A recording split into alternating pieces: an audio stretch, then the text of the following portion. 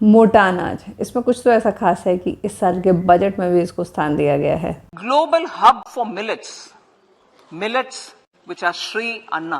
India is at the forefront of popularizing millets, whose consumption furthers nutrition, food security and welfare of farmers. तो चलिए मैं और आप जानते हैं कि हमें मोटा अनाज क्यों यूज़ करना चाहिए और किस लिए यूज़ करना चाहिए। आपका कारण कोई भी हो, आपका कारण हेल्थ हो या एनवायरनमेंट हो, मोटा अनाज उन दोनों में ही एक बहुत अच्छा और बहुत ही सार्थक विकल्प है। नमस्कार, मैं प्रियंका और आप मिलकर जानते हैं कि किस तरह से मोटा अनाज हमारे एनवायरनमेंट को और सबसे ज़्यादा इम्पोर्टेंट हमारे गट को या हमारे पेट को किस तरह से बेहतर रखता है।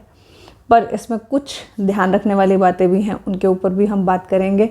और मैं आपके साथ एक अपना चैलेंज शेयर करने वाली हूँ जिसमें मैंने पूरा दिन मोटे अनाज से बनी हुई ही चीज़ें खाई। उसके अतिरिक्त जो हमारा कन्वेंशनल गेहूं का आटा या फिर चावल जो रहते हैं वो नहीं लिया। तो चलिए शुरू करते हैं। मॉर्निंग में मैंने बाजरे की खिचड़ी खाई। क्यों? High in protein, fibre, gluten free, diabetes को कम करने में हेल्प करता है, कोलेस्ट्रॉल कम करता है और भी इस तरह के बहुत सारे फ़ायदे मिलते हैं आपको जब आप बाजरा यूज़ करते हैं। और सबसे ज़्यादा इम्पोर्टेंट जो मुझे लगता है कि बाजरे की खेती में पानी कम यूज़ होता है, बाजरे की खेती में केमिकल्स, फर्टिलाइज़र्स का कम यूज़ हुआ होता है। तो ये एक जो बहुत ज़्यादा ऐड आती है ना, केमिकल फ्री, नेचुरल, वो सब क्राइटेरिया में भी मैच करता है। तो आप बाजरे को प्लीज़ कंज्यूम करना शुरू कीजिए। मैं ये नहीं कह रही हूँ कि उसको परमानेंट अपनी स्टेपल डाइट बना लीजिए, पर हफ्ते में एक बार तो हम कर ही सकते हैं। मैंने बाजरे की खिचड़ी ही क्यों चूज़ किया? नंबर 1, ये एक पारंपरिक डिश है जो मैं अपने घर में बनते हुए देखती आ रही हूँ। जब दिवाली के अगले दिन जब अन्नकूट होता है तो अन्नकूट में बाजरे की खिचड़ी खास तौर पे बनाई जाती है। उसका एक बहुत बड़ा कारण ये भी है कि ये एक अपने आप में संपूर्ण भोजन है। बाजरे की खिचड़ी बनानी बहुत ज़्यादा सिंपल है। आप बाजरे को रात भर भिगो के रख दीजिए। मैं आपसे कोई भी कॉम्प्लिकेटेड यहाँ पे मेथड शेयर नहीं करने वाली हूँ, मेरा मेथड बहुत ज़्यादा सिंपल है। और उसके बाद सुबह इसका पानी निकाल कर इस तरह से छोटी सी मूसली में आप इसको दरदरा सा कूट लीजिए। 1-2 मिनट कूटेंगे, ज़्यादा नहीं, क्योंकि हमें इसके ऊपर का छिलका और थोड़ी बहुत जो ऊपर गंदगी होती है वो ही निकालना है, ज़्यादा कुछ करने की ज़रूरत नहीं है। 2 मिनट भी कूटेंगे तो इसकी जो ऊपर गंदगी होती है वो नरम होकर ऊपर आ जाएगी। जो इसका छिलका रहता है, बेसिकली गंदगी नहीं कहेंगे हम उसको, इसका ऊपर का जो छिलका रहता है। पानी को आप इस तरह से हिलाइए और इसके जो छिलके हैं या और जो थोड़ी बहुत चीज़ें हैं वो ऊपर आ जाएंगी। आप इनको ऐसे निकाल दीजिए। इसको आप 2-3 बार कीजिए और आपका बाजरा रेडी है। अब आप बाजरे को फ्लेवर करने के लिए इसमें कुछ और चीज़ें भी डाल सकते हैं। मैंने यहाँ पे चावल और दाल ली है। चावल और दाल इसकी जो टेक्सचर है उसको इम्प्रूव करने में हेल्प करता है। आप बाजरा अलग अलग सा रहता है तो वो घुली घुली सी खिचड़ी आपको अच्छी लगती है। तो खिचड़ी को घुला घुला सा बनाने के लिए टुकड़ा चावल और ये दली हुई मैंने मूंग दाल ली है। दली हुई हमें न्यूट्रिशन भी देता है और जल्दी कुक भी होता है, तो इसीलिए मैंने दली हुई दाल ली। अब आप एक कुकर लीजिए, कुकर में आप बाजरा डालिए, उसके बाद दाल और चावल ये जो धुले हुए हैं इनको डालिए। इसमें आप 3 गुना पानी डाल दीजिए और उसके बाद स्वाद अनुसार नमक और हल्की सी काली मिर्च डाल दीजिए। बस हो गया। उसके बाद आप कुकर बंद कीजिए, इसको 4-5 विसल दिलाइए और उसके बाद आप खिचड़ी खा सकते हैं। बाजरा खुश्क होता है तो उसकी खुश्की आपको परेशान ना करे, इसलिए इसमें घी ज़रूर मिलाइएगा। तो मैं ऊपर से घी मिला रही हूँ ताकि इसकी खुश्की को बैलेंस आउट किया जा सके।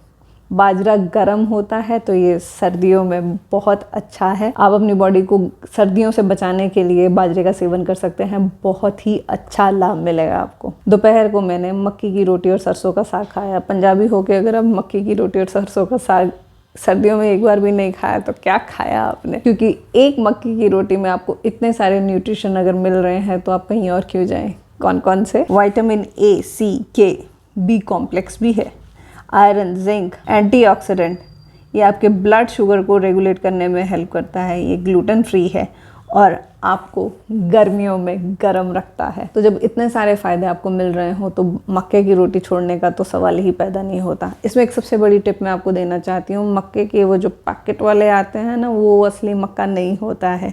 अगर आप सही में मक्के का आटे का स्वाद लेना चाहते हैं तो चक्की से एक बार पिसवा के देखिए, आपको बहुत अच्छा मक्के का आटा मिलेगा। मक्का भी बाजरे के जैसे खुश्क है, पहला इसमें क्योंकि ग्लूटेन नहीं होता है, तो चिकनाहट ऐड करने के लिए ये जो मैंने मक्खन बनाया है, मक्खन निकाल के ये जो बर्तन बचा, मैंने इसी में ही मक्के का आटा डाला और गर्म पानी से, या फिर आप पनीर का बचा हुआ गर्म पानी भी यूज़ कर सकते हैं, क्योंकि पनीर के पानी में भी बहुत ज़्यादा फैट होता है, तो वो उसकी खुश्की को दूर करने में मदद करेगा। मक्के की रोटी बनाने के लिए मैं पॉलीथिन नहीं यूज़ करती हूँ, मैं इस तरह से ही अपने रसोई का कपड़ा, या हम जिसको पोना कहते हैं, आप उसको किचन टॉवल कहते हैं, जो भी है, आप उसको इस तरह से चकले के ऊपर बिछा लीजिए और उसके बाद रोटी का पेड़ा इस तरह से दबाते हुए बना लीजिए। उसके बाद रोटी का पेड़ा रखिए और जिस तरह से हम आम रोटी बनाते हैं वैसे बनाइए।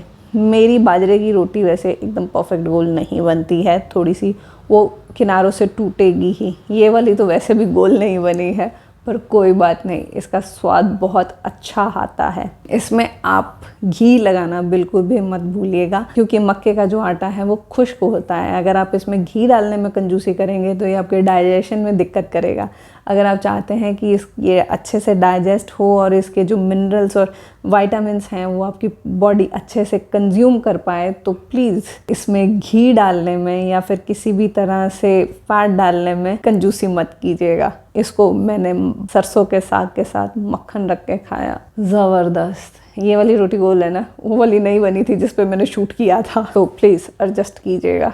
ज्वार एक छुपा रुस्तम है, full of iron, rich in fibres, good for bone health, high in protein, control blood sugar level. इसको बनाने का तरीका ऑलमोस्ट बाजरे के जैसा ही है। इसको आप रात को भिगो के रख लीजिए, सुबह ज्वार को आप अलग से 3-4 सीटी दिला लीजिए, क्योंकि मैं इसमें वेजिटेबल्स डालना चाहती हूँ। ज्वार को पकने में ज़्यादा टाइम लगता है और वेजिटेबल्स को पकने में कम टाइम लगता है, इसीलिए मैंने ज्वार को अलग से पका लिया। पहले मैंने ये साबुत मूंग की दाल भी भिगो के रखी थी, आप ये भी डाल सकते हैं। ये देख सकते हैं कि आप ये स्प्राउट हो चुकी है। उसके बाद इसमें मैंने थोड़े से आलू और मटर डाले हैं। आप सीज़न की कोई भी सब्जी डाल सकते हैं, गाजर, शलगम, गोभी, कुछ भी जो आपको पसंद है वो डाल सकते हैं। उसके बाद आप इसमें मिर्ची डाल सकते हैं अपने टेस्ट के अकॉर्डिंग। मैंने सिर्फ एक मिर्ची को इस तरह से 2 स्लिट्स में काट दिया है। नमक टेस्ट के अकॉर्डिंग, और उसके बाद काली मिर्च डाली है। कुकर को बंद कीजिए, 3-4 विसल के बाद आपकी ज्वार की खिचड़ी रेडी है। ज्वार में भी आप घी ऐड करना मत भूलिएगा।